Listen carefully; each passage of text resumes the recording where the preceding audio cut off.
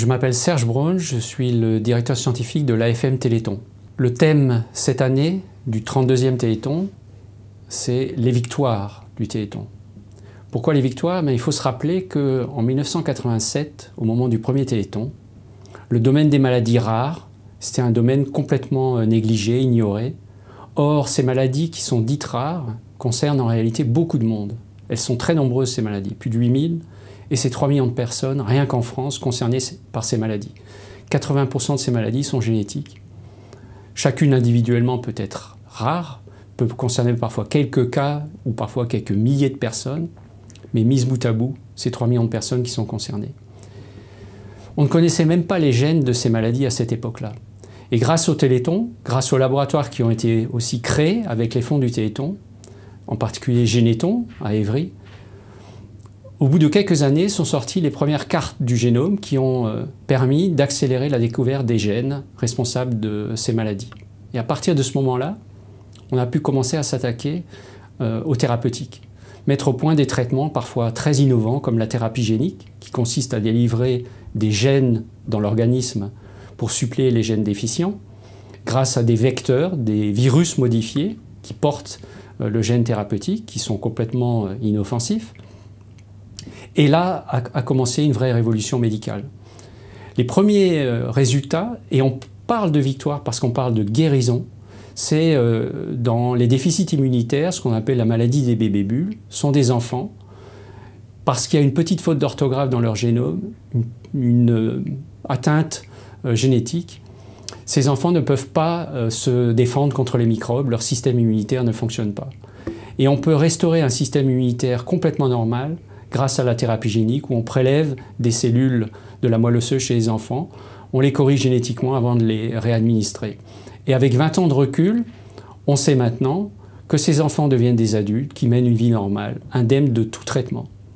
Et à partir de cette première vague de thérapie génique, beaucoup de maladies sont adressables par cette thérapie génique. Des maladies du système immunitaire, des maladies du sang, des maladies des globules rouges, des maladies du cerveau, mais aussi des maladies de la peau. Et dans un deuxième temps, ces thérapies très innovantes, on a été encore un peu plus loin pour administrer directement dans l'organisme le vecteur, le produit de thérapie génique. D'abord localement, et ça a permis de mettre au point les premiers médicaments qui s'adressent à des maladies génétiques de la rétine, des cécités liées à des défauts génétiques, mais aussi des maladies du cerveau et d'autres organes où on peut injecter localement le produit de thérapie génique. Ça devient des médicaments qui sont reconnus par les agences de santé, et là aussi on parle de victoire. Et on est allé un cran plus loin, il a fallu des années et des années de travail pour ça. Maintenant on est capable de délivrer directement dans le sang des vecteurs de thérapie génique qui sont capables de voyager dans l'organisme, d'aller dans les muscles, le cerveau, la moelle épinière, le foie. Et là aussi, des résultats très spectaculaires ont été obtenus d'enfants qui, atteints par des maladies très sévères du muscle ou de la moelle épinière, qui n'avaient aucune chance de s'asseoir, de marcher et même de respirer.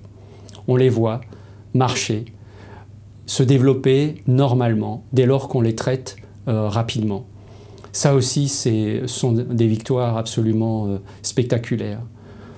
Ce Téléthon évoque aussi des thérapies cellulaires, des greffes de cellules souches, mais aussi des personnes adultes qui étaient confinées dans leur fauteuil et qui ont pu sortir de leur fauteuil grâce à des traitements pharmacologiques adaptés à leur atteinte génétique. Et cette révolution en marche doit se poursuivre parce qu'il y a beaucoup de maladies pour lesquelles il n'y a pas encore de traitement. Les maladies rares sont nombreuses et 5% seulement d'entre elles ont un traitement aujourd'hui, donc il y a encore beaucoup de travail, beaucoup d'autres révolutions à venir avec des produits qui s'apparentent à de la science-fiction et dont on parlera dans les années qui viennent. Mais ces victoires ne concernent pas que les maladies rares. En réalité, ces technologies nouvelles, elles peuvent s'adresser à des maladies dites fréquentes. Quand on régénère la rétine, ce n'est pas uniquement pour des maladies génétiques de la rétine, ça ouvre la voie aussi pour la dégénérescence maculaire liée à l'âge qui va concerner 50% de la population au cours du vieillissement.